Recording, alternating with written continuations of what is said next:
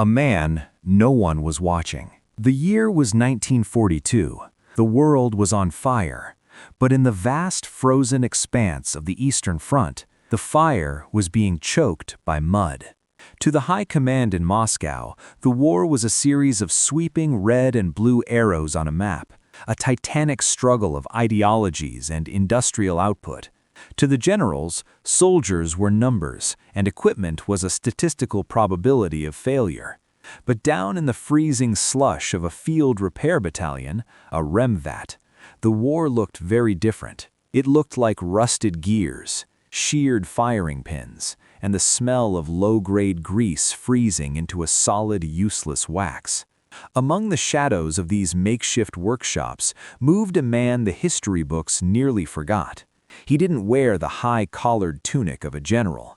He didn't hold a degree from the prestigious Bauman Moscow State Technical University. He had no laboratory, no staff of white-coated assistants, and no funding from the Commissariat of Armaments. He was a front-line Soviet mechanic. His hands were a permanent map of scars, stained black by oil that no amount of lye soap could ever fully remove. He worked in the rear of the front, the desperate thin line just behind the trenches where broken machines went to die or be reborn. His world was one of freezing mud, where he spent 18 hours a day coaxing life back into T-34 engines that had been hit by anti-tank fire, or unjamming Mosin-Nagant rifles that had been dropped into the alkaline muck of the Russian steppe. He was the man no one watched because he was considered a servant of the machine, not its master. He was there to fix what the brilliant minds in the factories had sent him. But the factories were thousands of miles away in the Urals, struggling to maintain quality while the Wehrmacht stood at the gates of Stalingrad. The distance between the drawing board and the foxhole was a chasm filled with blood, and this mechanic was the only one standing in the middle. No one noticed him because in the grand theater of the Great Patriotic War, a mechanic was just another spare part. But he was watching. He was observing the failures that the designers in their warm offices couldn't see. And that is exactly why he was the only one who could build what was coming. By the winter of 1942, the Soviet Red Army was facing a crisis that threatened to collapse the entire front. It wasn't just the German panzers or the elite Jaegers. It was the sheer, unrelenting friction of the environment. The Eastern Front was a graveyard for precision. The weapons provided to the Soviet infantry were often descendants of 19th century thinking or rushed 20th century production. The standard-issue submachine guns and rifles were suffering from a fatal flaw. They were designed for a world that didn't exist. The anatomy of failure. The primary issue was a concept known as mechanical tolerance. In a factory, parts are designed to fit together with a certain degree of gap or play. Western or high-end engineering focused on tight tolerances. Parts fit together like a Swiss watch. This makes for an accurate, smooth-shooting weapon. The reality of 1942. In the Russian winter, a tight tolerance is a death sentence. When the temperature dropped to -30 degrees, the moisture in the air condensed inside the receivers of the guns. If a gun had tight tolerances, that microscopic layer of ice would fuse the bolt to the frame. When the soldier pulled the trigger, nothing happened. Even worse was the mud. The Rasputitsa, the season of the mud, turned the soil into a liquid abrasive. It found its way into every crevice. In a precisely engineered gun, a single grain of sand could jam the entire action. The Soviet command accepted these losses as an act of God. They believed that if 1,000 guns jammed, you simply sent 2,000 more.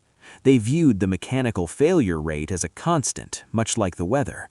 If a weapon failed, the soldier was expected to fix it with a hammer or die trying. The supply lines were choked. Factories were stripped of their best craftsmen to fill the ranks of the infantry. Production was prioritized over reliability. A jammed gun isn't a weapon, it's a heavy club, and the Germans don't use clubs. Common Soldier's Complaint, 1942. The mechanic saw this every day. He saw the bodies of men who had died with their cleaning rods in their hands. He saw piles of discarded weapons that were mechanically sound but operationally dead. Guns that worked perfectly in a clean room but were useless in a trench. He realized that the experts were trying to build weapons that were better. He decided to build a weapon that was worse but worked every time. He began his work in secret, tucked away in the corner of a ruined tractor station. He didn't have blueprints, he didn't even have a lathe. What he had was a pile of junk. His laboratory consisted of sheared-off sections of T-34 tank treads for heavy-duty steel, salvaged springs from broken truck suspensions, bent barrels from discarded PPSH-41s that had been run over by tanks, and a crude welding torch fueled by siphoned gasoline. He wasn't trying to invent a new caliber or a revolutionary gas system. He was performing a feat of reverse engineering for extremes. He stripped a standard submachine gun down to its barest components and asked a single question of every part. Can I make this so simple that a peasant who has never seen a machine can fix it with a rock? The engineering of the ghost weapon. He abandoned the idea of a complex machined receiver. Instead, he used stamped sheet metal, the kind used for oil drums. It was ugly, it was flimsy looking, but sheet metal had a hidden advantage. It could flex. He focused on the blowback system. In a standard weapon, the bolt moves back and forth in a tight channel. The mechanic widened that channel. He increased the tolerances to a degree that would have made a German engineer faint. He created mud channels, grooves inside the gun where dirt and ice could collect without touching the moving parts. He replaced the complex safety switches with a simple notch in the metal. He simplified the trigger group until it only had 3 moving parts. He used a heavy, crude bolt that relied on raw mass and a stiff spring to function, rather than precision locking lugs. The result was a weapon that rattled when you shook it. It sounded like a bag of nails. To a professional soldier of the old guard, it looked like a toy. It looked like something built in a backyard by a desperate man. And that was its genius. Because it was built from scrap, it didn't rely on the crumbling Soviet supply chain. Because it was built with massive tolerances, the mud of the Rasputitsa simply fell through it. Because it was made of thick, low-grade steel, it could be used as a hammer, a spade, or a lever, and still fire a 30-round magazine without a hiccup. The mechanic hadn't built a better gun. He had built a weaponized tool. He had taken the desperation of the front and turned it into a physical object. The mechanic didn't present his invention to a committee. He didn't have the rank to get an audience. Instead, he waited for a quiet night when the local commander, a desperate major whose unit was down to 40% combat effectiveness, came into the workshop demanding more rifles. The mechanic handed him the scrap metal gun. "What is this trash?" the major asked, looking at the exposed welds and the rough, unpolished barrel. The mechanic didn't answer. He took the weapon, walked outside, and threw it into a pit of freezing, oily slush. He kicked dirt over it. He let it sit in the ice for 10 minutes while the major watched, fuming. Then the mechanic reached into the muck, pulled the weapon out, and without wiping it down, pulled the bolt back. The sound was a wet, gritty clack. He pointed the gun at a discarded fuel drum and pulled the trigger. The weapon roared. It didn't jam, it didn't stutter, it chewed through the entire magazine, spitting out mud and ice along with the spent casings. The major stood in silence. He knew that his men's PPSH-41s would have jammed after the first 2 rounds in those conditions. He realized that this scrap was more dangerous than a factory-perfect rifle. The spread of the front line special. Slowly, the mechanic began to produce more. He taught other mechanics how to loosen the tolerances of existing guns and how to build these crude specials from destroyed tanks.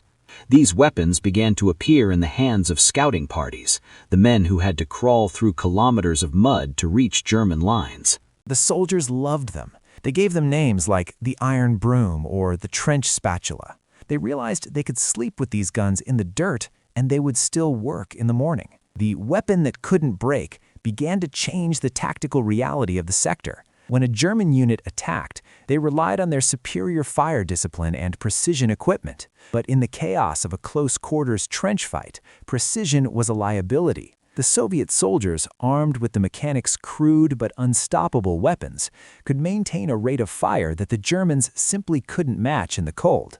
By 1943, the crude philosophy of the mechanic had reached the ears of the higher-ups. While the mechanic himself remained in his workshop, his ideas were being studied by men like Alexei Sudayev and Mikhail Kalashnikov.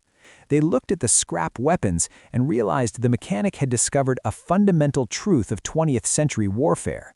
In a war of millions, reliability is a force multiplier greater than accuracy. This philosophy eventually birthed the PPS-43, often cited as the best submachine gun of World War II. It was made almost entirely of stamped steel. It was ugly. It was cheap.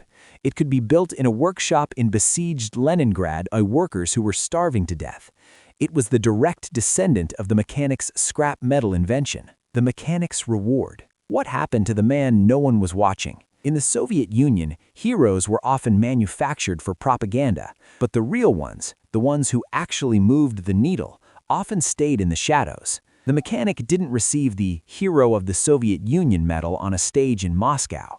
He didn't have a city named after him. When the war moved west, he moved with it. He followed the tanks. He continued to work in the freezing mud, fixing the machines that won the war. He remained a man of oil and iron.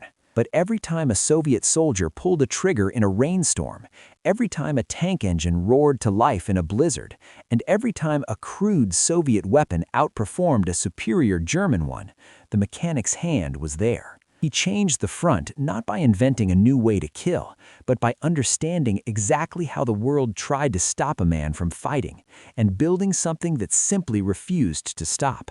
He proved that sometimes the greatest engineering feat isn't a miracle of science, but a masterpiece of desperation. The proving ground was not a controlled range with sandbags and safety officers. It was a nameless, frozen gully somewhere outside of Kalach-na-Donu.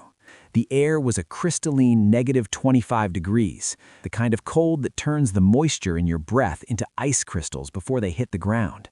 A platoon of the 62nd Army was huddled in shallow scrapes, their fingers numb inside woolen mittens. Across the white expanse, a German probe, 2 armored cars, and a squad of grenadiers began their advance. The Soviet sergeant signaled for his men to open fire. The result was a symphony of failure. The heavy grease on the DP-28 light machine guns had thickened as a consistency like hardened clay. Bolts moved halfway and stopped. The Mosin-Nagant rifles, usually reliable, required a kick to the bolt handle just to chamber a round. In the frantic, freezing seconds of a skirmish, a jammed gun is a death sentence. But in the center of the line, the mechanic's creation, the iron broom, was cradled by a young private who had spent more time fixing tractors than firing guns. The private pulled the trigger. There was no hesitation. The weapon roared with a cyclic rate of approximately 500 rounds per minute. It didn't sound like the sewing machine precision of a German MP-40.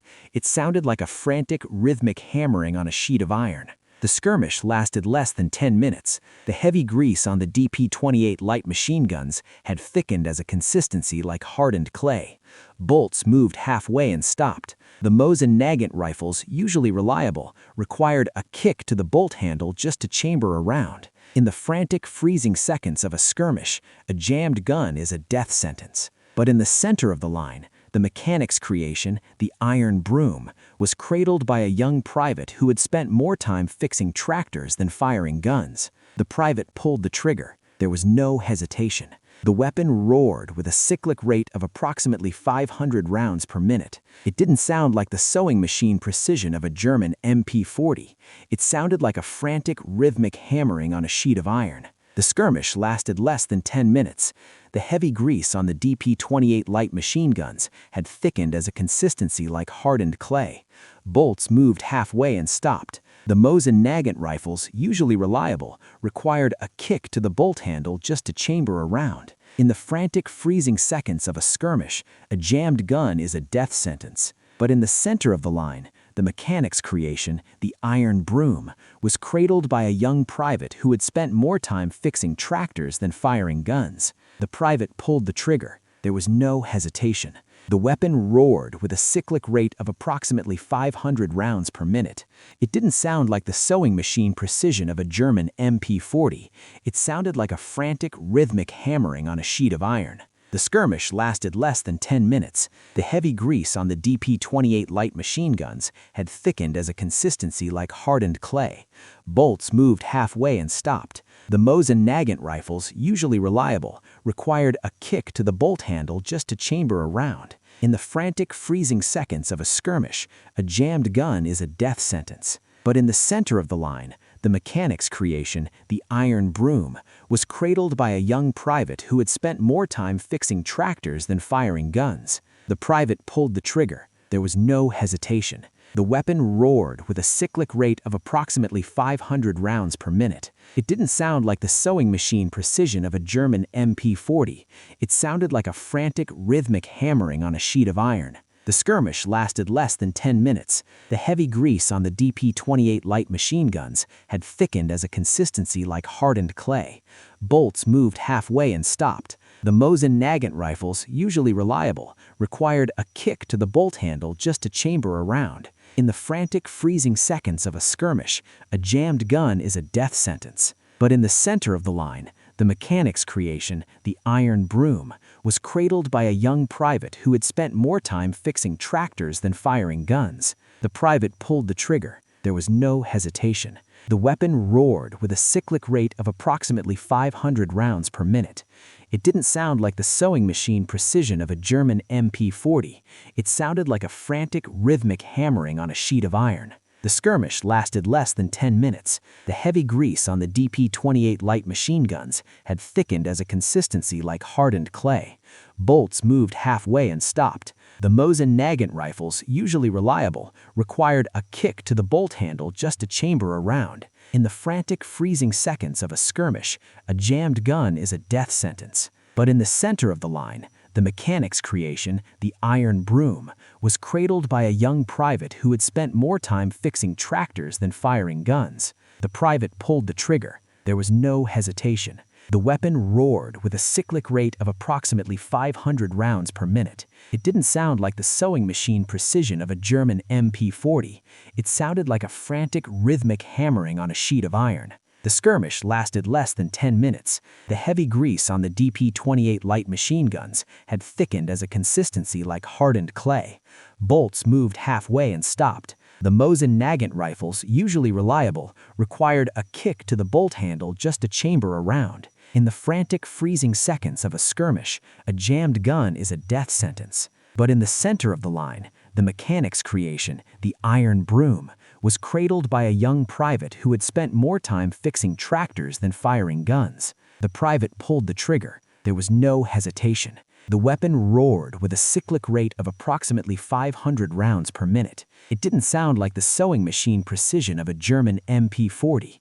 It sounded like a frantic, rhythmic hammering on a sheet of iron. The skirmish lasted less than 10 minutes. The heavy grease on the DP-28 light machine guns had thickened as a consistency like hardened clay. Bolts moved halfway and stopped. The Mosin-Nagant rifles, usually reliable, required a kick to the bolt handle just to chamber a round. In the frantic, freezing seconds of a skirmish, a jammed gun is a death sentence. But in the center of the line, the mechanic's creation, the iron broom, was cradled by a young private who had spent more time fixing tractors than firing guns. The private pulled the trigger. There was no hesitation. The weapon roared with a cyclic rate of approximately 500 rounds per minute. It didn't sound like the sewing machine precision of a German MP40.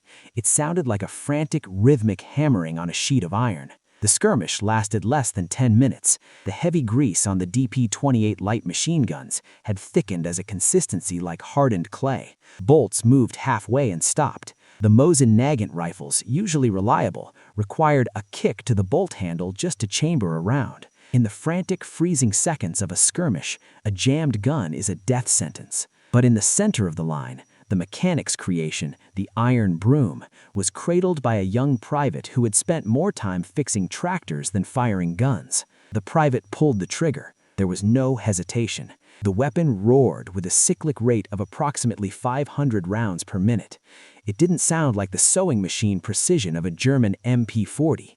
It sounded like a frantic, rhythmic hammering on a sheet of iron. The skirmish lasted less than 10 minutes. The heavy grease on the DP-28 light machine guns had thickened as a consistency like hardened clay. The transition from a ghost weapon, built in the back of a repair truck, to an officially sanctioned instrument of war was not a smooth process. It was a collision of necessity and pride. But once the Red Army's high command realized that the Iron Broom wasn't a fluke of luck, but a masterpiece of environmental adaptation, the design was replicated with a speed that only a nation in total war could achieve. The replication was not literal. They didn't copy every weld of the mechanic's original scrap metal frame. Instead, they extracted the philosophy of the build.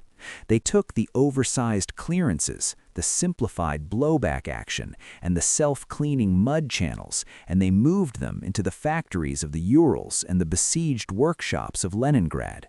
Once officially replicated, the design forced changes across the front that were felt from the ruins of Stalingrad to the marshes of Belarus.